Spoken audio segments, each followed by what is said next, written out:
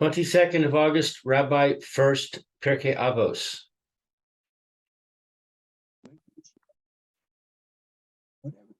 Good morning, Lou.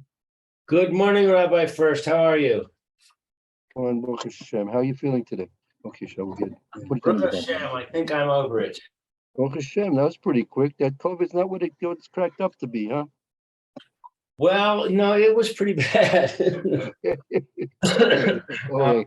There was a couple of days where I was really very miserable. Well, Baruch Hashem, you're getting better. I'm happy about that. I couldn't swallow. Just to swallow was like. Yeah, that's terrible. So that was bad. But and unfortunately, my doctor was on vacation. When he came back to vacation, he called me. Yeah.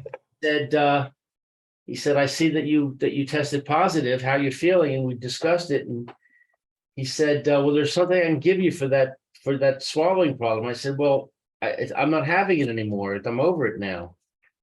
So if he had not been on vacation, I probably wouldn't have suffered quite as much. Yeah. Okay. Yeah. He didn't have a replacement online for you to go to instead. No, that was a real weakness because I went to the internet, to try and send a message, and it said he was not available. Didn't give me any alternative. If you call them and it's all Hebrew, I decided not to bother with it. All right. Okay. Fine. All right. Okay. You have a need. I mean, I know. I mean, there's a way you don't have to go to your regular. Which plan are you on? Miuchedet. Okay, fine. I mean, there's a way you can go to another doctor, even though you're usually going to a regular one, especially if he's not around. There are ways you can do it and still be covered by the plan. Yeah, I'm aware of that. I could have, if it was, I could have done that. I just decided, I would weather through it. Yeah. Okay. Yeah. Sometimes that's the best thing. Sometimes the medications, they may help, but sometimes they're a little complicated also. Right. Yeah. Yeah. No, I know how to use the system. And the other thing is that my son, Ruvain, his Hebrew is really good. Yeah. Okay. If worse comes to worse, I call him and I get him to help me. Okay, very good.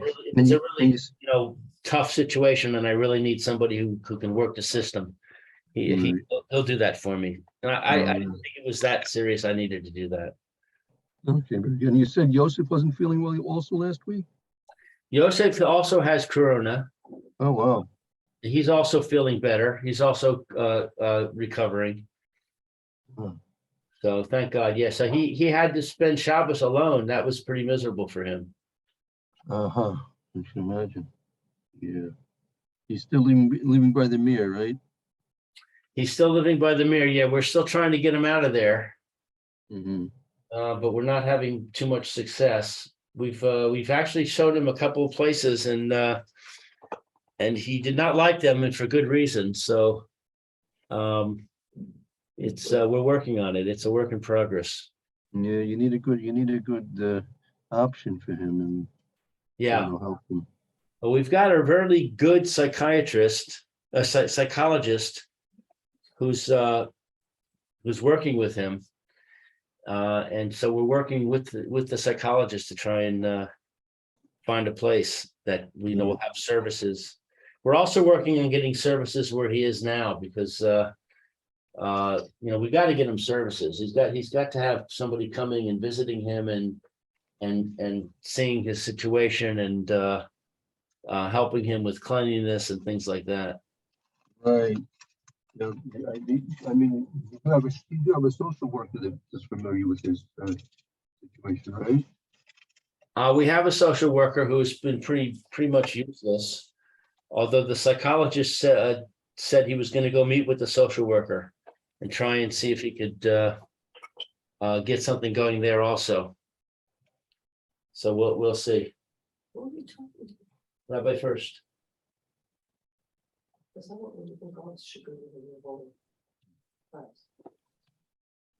All right. Okay, I guess we can can start again. This again, we're returning to Ramhal and Derech Hashem, if you remember, right? Right. Let's see. I think I printed that out. Yeah, here I have it. We have a copy, yeah.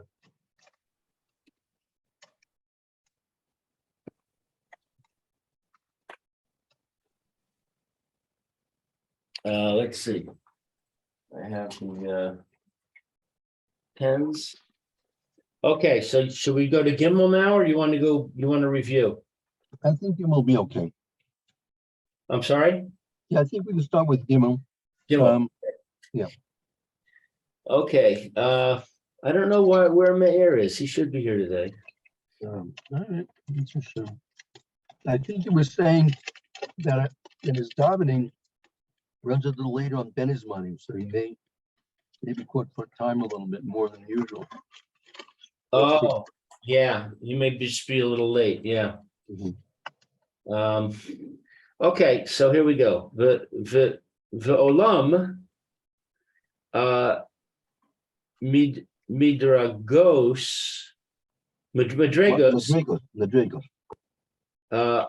al madrigos nimtzao bidavar.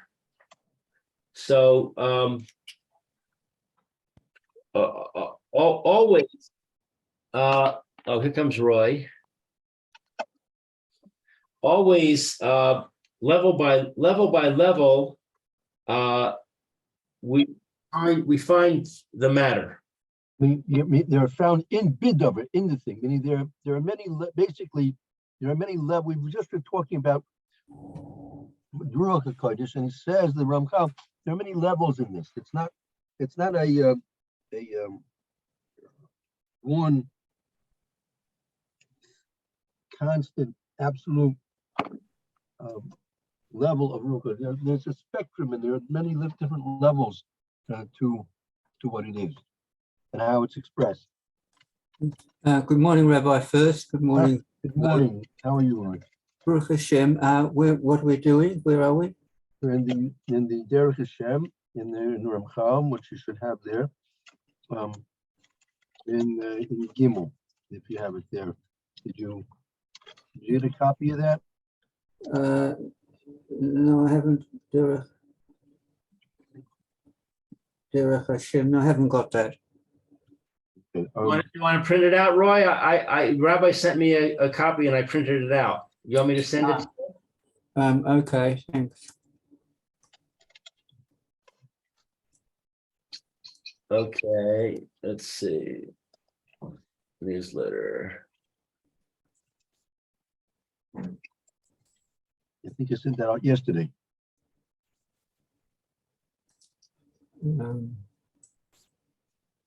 Okay, I'm going to forward it to you, Roy. Thank you.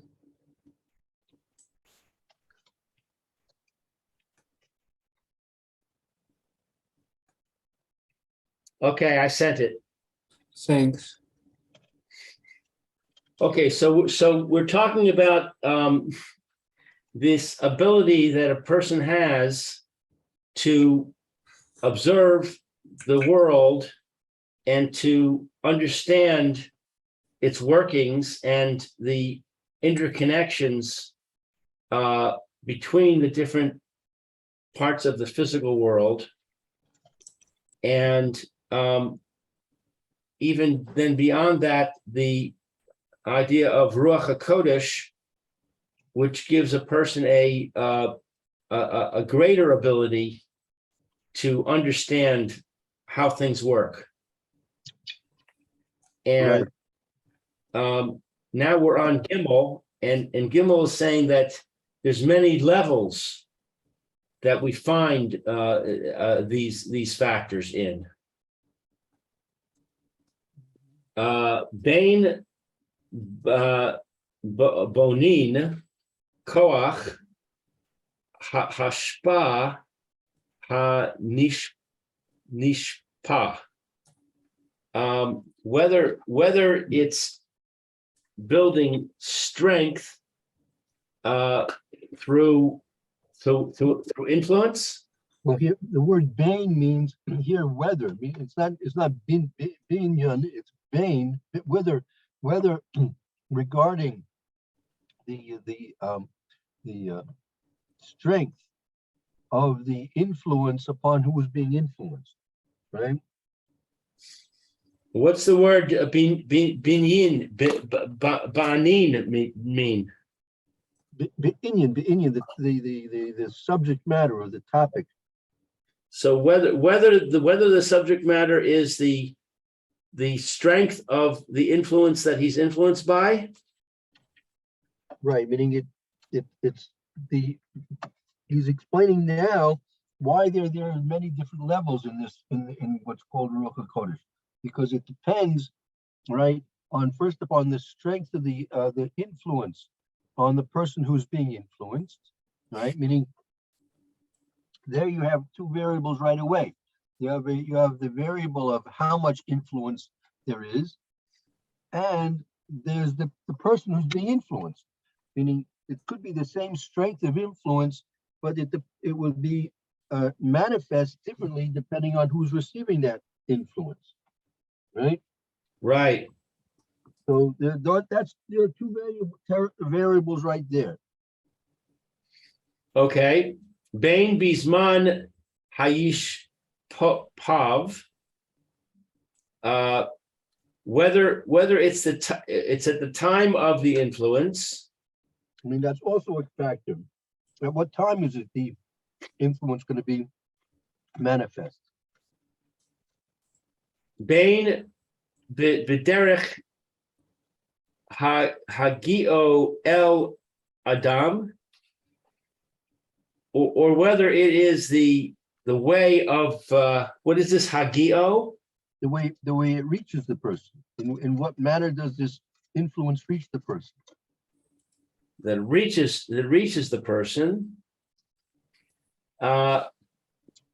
Uve mos hadivarim ha misgalim v'nodim lo al yedei zeh. Okay, so uve maos. That is the amount. Well, here, mahus means the essence of the things. The essence of the things that are revealed, right, and known to him through this.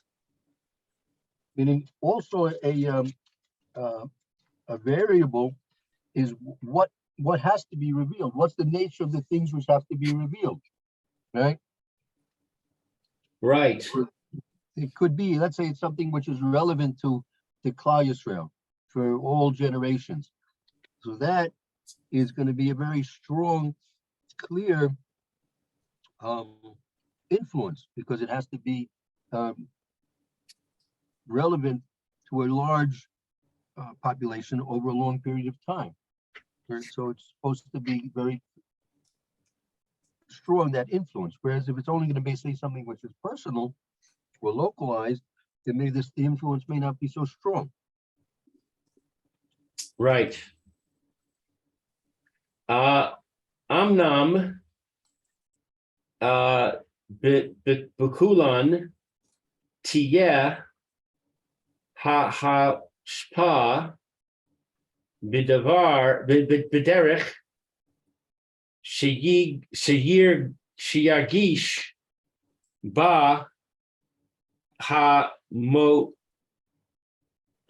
hamoshpa bibarur. So, but with all of these things, the influence is in the way of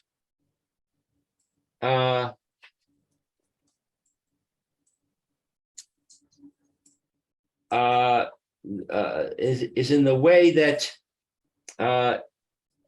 it reaches and influences clearly? Yeah, pretty close. I'm not big cool on it, meaning, however, in all these cases, in all these levels, tiyeh hashpa, that the b'derek sheyargish bo hamashpur b'bura. In all these cases, meaning whatever the variables are, the influence is going to be felt by the person in a way that's clear. Meaning, regardless of how strong the influence is, but whatever influence the person's going to have, that influence is going to be with a full clarity. Meaning, it may be a large amount, it may be a small amount, it may be very strong, it may be very weak, but the common denominator is it's all in perfect clarity. Meaning it's in the realm of absolute knowledge. Meaning there's no shadow of a doubt. The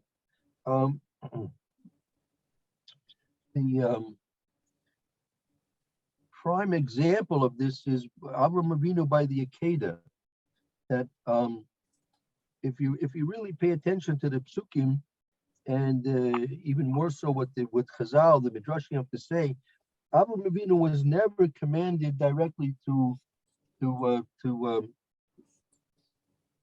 Yitzhak. That was never the command that Avram Avinu received from HaKadosh Baruch Hu. He was given his prophecy about what Hashem wanted him to do in a way that was sufficiently nondescript that he was supposed to come to that conclusion on his own, but he was never given the command directly to kill Yitzchak. Why is that? This Rav Shach Zechron Baruch explains in Rav Seisin, if HaKadosh Baruch Hu had commanded, right, Avram Avinu to shecht, actually slaughter Yitzchak, that would not be counted as one of the nesuinis of Avram Avinu, because having a direct command from HaKadosh Baruch Hu would not have been in the nesuin for Avram Avinu. That would have been obviously as simple as a soldier obeying his commanding officer, right? A soldier, right? There's not in the nesuin when he's supposed to follow orders. Following orders is by definition what a soldier does, right? So Avram Avinu, in his relationship with the Kadosh Baruch Hu, it was that type of a relationship that was so strong that anything the Kadosh Baruch Hu would have asked from him directly, that would not be in the soil, right? So, for example, we know the one of the first recorded in the Siyonus of Avram Avinu was Lech Lecha, right? You get up and go, get up and go. The command to get up and go was not in the Siyonus. When Avram Avinu heard that he was supposed to get up and go, he got up and went, right? It was as automatic and as natural as just as the Klal Yisrael, right? We remember we just finished Sefer B'Midbar a couple of weeks ago, and a lot of the discussions in the Chumash was the fact that when Klal Yisrael had the camp, so the Anani covered and the Omid Aish and the Omid of the pillar of smoke and pillar of fire, they would get up or they would go down, and that was a signal for Klal Yisrael to break camp or to make camp, right? And that's where they lived. There was no Nisoyan. If the signal was given that they should break camp, they broke camp, right? That was what to say. There was no Nisoyan in that, right? Avram Avinu likewise. When Hashem said to Avram Avinu, Lech Lecha, get up and go, right? The getting up and going was not in the Nisoyan. The Nisoyan was when he came there in Israel, when he came there in Canaan, and this was the place he was supposedly supposed to go, and this is where Hashem had promised him he was going to have fame and fortune and have a lot of children and everything. Like, what happened when he got there? It was a famine. It was complete desolation. And this is the place where Hashem promised him to go, and it would be Matzliach. That was in his Nisyoin. His Nisyoin was not to think badly about the promise Hashem gave him, in spite of the fact that outwardly it looked like Hashem sold him a false bill of goods. Right? It's like a person, he applies for a job, right? Applies for a job, and he's given. He said he gets his in the mail or his email, whatever it is in these days. He gets a congratulations that he's accepted for the job, and he's supposed to report for work, and it's an international job. He's gonna be stationed in I don't know, Bolivia. He's gonna be stationed in Bolivia, in some place, and he's given the address and the directions how to get there, and he's supposed to report to work in 2 weeks. And he gets himself all ready, packs his up, buys his plane ticket, gets himself to Bolivia, gets out of the airport, goes into a cab, gives him the address where he thinks this corporate office is going to be, right? And lo and behold, this address is an empty lot in the middle of some suburb of Bolivia, right? So now what's he supposed to think about that? Got a raw deal. Got a raw deal, right? Got himself a raw deal. So Avram Avinu didn't think that way. He said, well, Hashem told me to get up and go out of Ur Kasdim and come to Eretz Canaan. And that's where I'm going to have my fame and my fortune and my family and everything else. And what happens when I get there? It's desolation, it's famine, nothing there. And he decides he has to go down to Mitzrayim, right? He has to leave Eretz Canaan, have to go down to Mitzrayim. And actually, some criticize Avram Avinu for going to Mitzrayim. And they say that's why that Sarah was taken by Paro, and that was another Nisoyan that developed. But his first Nisoyan was the Lech Lecha, but the Lech Lecha was not the Nisoyan. The Lech Lecha was arriving at this place in Bolivia and finding that the corporate office that you've been hired into as a job is an empty lot somewhere in Bolivia. Okay, so Avram Avinu, if he had been given the command to shecht, to slaughter Yitzchak, that would not be in the story, because obviously that would have been the thing that Avram Avinu would have done without any questions, or like, as I said, a soldier following his orders of his commander. But the Nisoyan was Avram Avinu was given a insufficient command by Kadosh Baruch Hu. Kadosh Baruch Hu didn't command him directly to do that. He said he should bring him up as an oiler on the Mizbeah. Doesn't that mean to kill him? That's what Avram Avinu was left to figure out. Does it mean actually to do that or not to do that? That was his question. That was the question. Matter of fact, the Medrash even says that Avram Avinu was criticized because as he was about to take the knife, he said, "You never were supposed to do that. Hashem did not command you to do that." Person can't make up his mind to do that on his own, right? What if a person makes up his mind that he's going to kill somebody on his own? That's murder. That's murder. I'm confused. How can you bring somebody up as an Ola and not kill him? The bringing up was what's supposed to be done. Bring him up as an Ola. First of all, the whole situation, an Ola. What Avram Avinu did with Yitzchak, he bound the binding of Yitzchak, right? The binding of Yitzchak. That's not how you bring a korban. The korban, right? Myra, you understand? You're a Kohen. You understand? If you look. Good morning. How are you, man, today? Can't hear you, Mayor. Oh, maybe my mic isn't on. Okay. Can you hear me now? Yeah, Yes. that's good. That's good. Yeah, very Okay. good. Very good. Right. Excellent. We're diverting a little bit, talking about Avram Avinu and the story of the Akedah. Right? Okay. So if he was supposed to bring him up as an oiler, right? Okay. I was just mentioning that what Avram Avinu did with Yitzchak was not the way you bring a korban. You never shecht on the mizbeach, right? The shechting always takes place in the tzafon.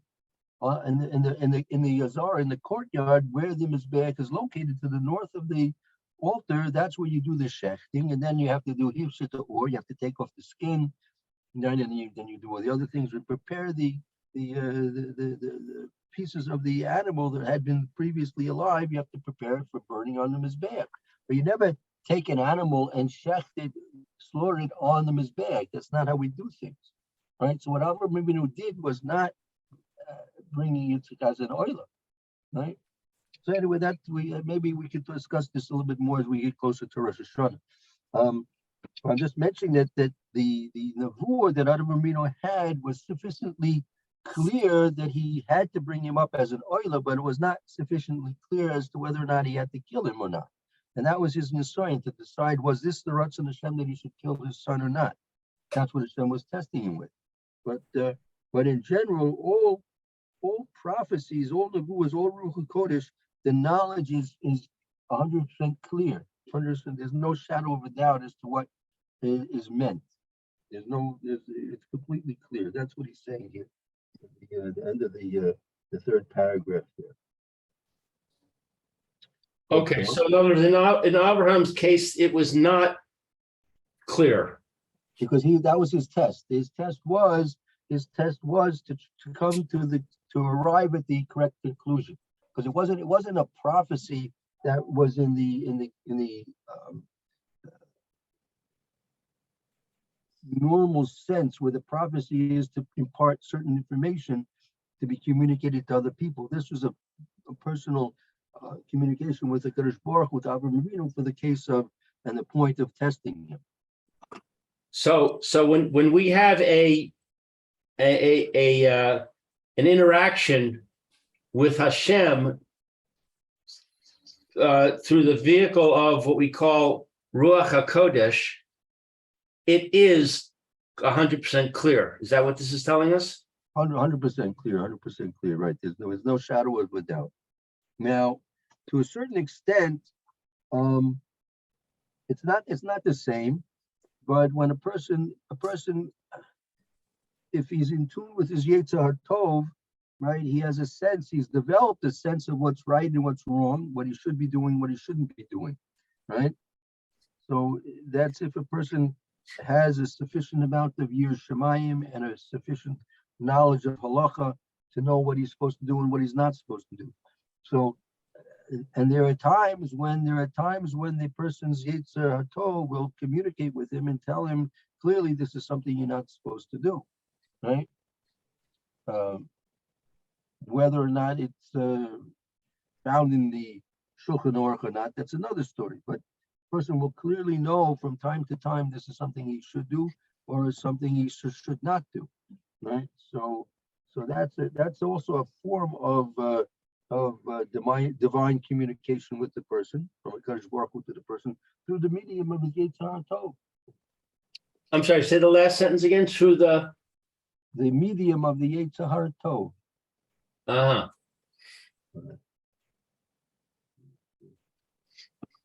Okay. Weiter? Yeah. So Meir, do you know where we are? Exactly, someplace in chapter 22.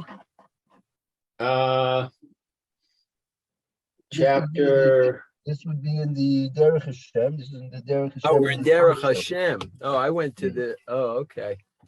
No, I don't know where we are then. You have the Derech Hashem? Yep. Okay, so we're in Gimel. We're in the third paragraph. Section, third chapter, the third section. Yeah. Helech Gimel, Perech Gimel. Madre goat. That's right. Okay, great. Thank you. Okay. Achein od yikra she yish ofa belev ha'adam shefa she mi dav she midav al sochein inyan ma inyanim. Okay, so achein od, that means accordingly furthermore. However, there is furthermore. Okay. However, furthermore, it is called that he is influenced in his heart, that there's an influence in the heart of man, an influence sheyi amido. Is that his characteristics? Well, this doesn't iron in it. Shiamidehu, it'll be established. It'll be established.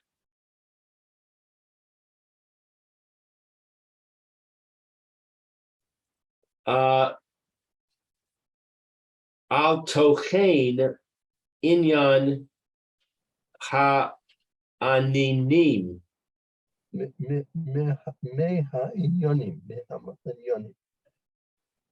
So what is tochein? Token is a certain content, is a content. Token inyan mehinyonim, the content of a concept, amongst concepts. It could be that a person will be established, right? It'll be the old achin old ikra. There is also times when something else will happen. Sheyushpa b'leiva adam shefa. There will be an influence upon the heart of a person that will be influenced, that it will be able to shiamidehu al toichin inyan minyan. It will be able to establish a concept amongst concepts. A concept amongst concepts? What does that mean? Well, he'll have an established understanding of the content of a particular subject amongst different things, different concepts. Is that like different perspectives? No, it's actually a specific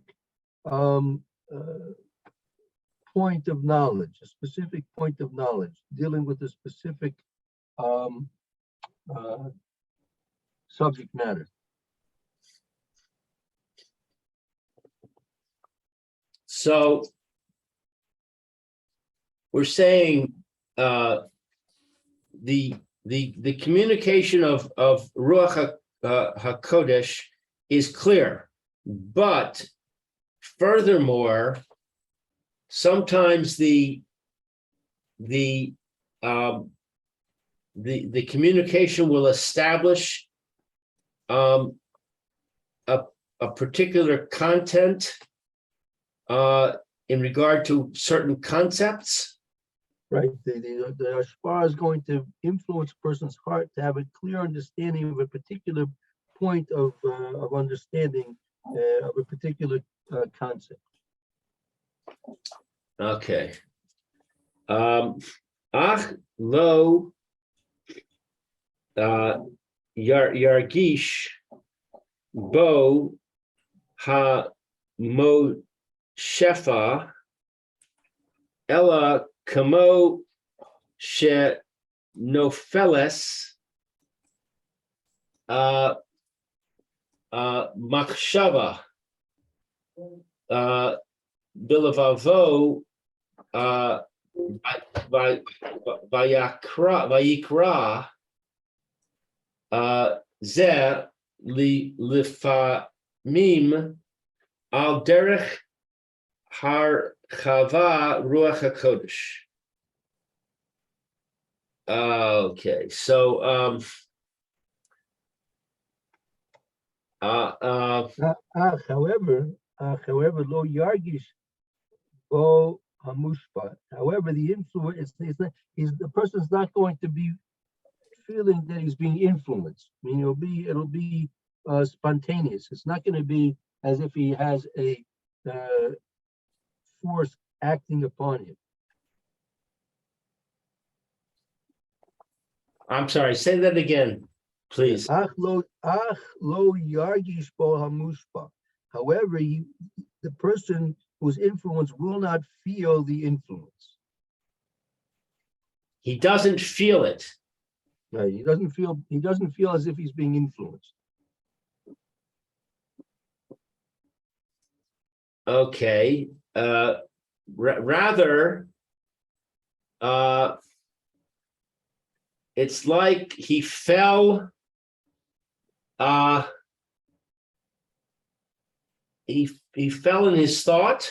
Yeah. It's like as a thought just fell into his mind. A thought spontaneously came to him in his mind.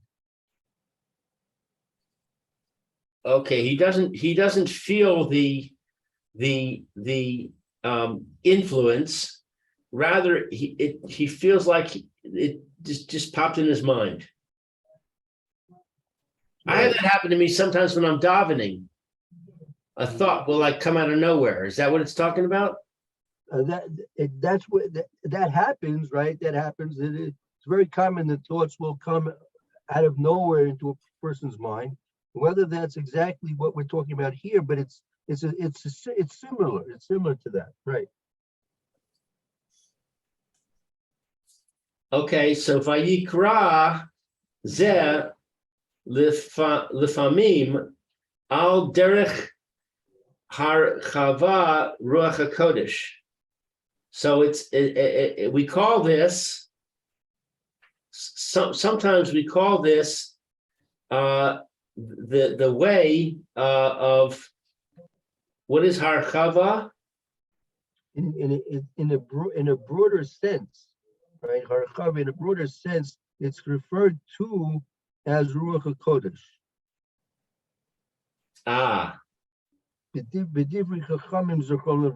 Chazal mentioned this when they speak about this, when they refer to Chazal referred to this as the ruach hakodesh. So this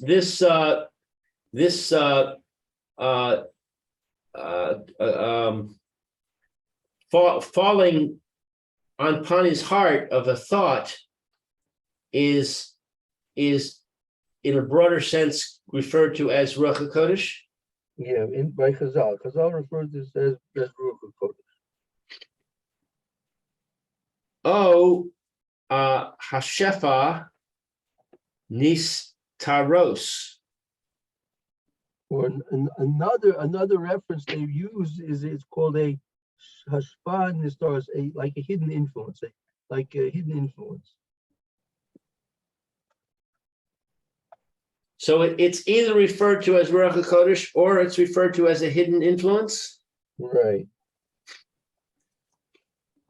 Aval ruach hakodesh be'emes hu sheyeh nichar v'nirgash bivrur le'va'alav ukamo shezacharnu. But ruach hakodesh, in truth, it is apparent that it's felt. It's apparent and it is felt with clarity in his heart, like a memory. The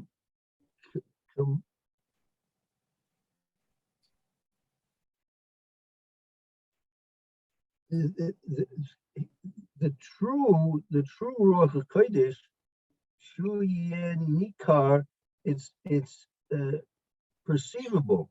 V'nirgash, it's felt. V'be'ur l'baylav, with clarity to the person. Kamo shezarfan, as we will mention.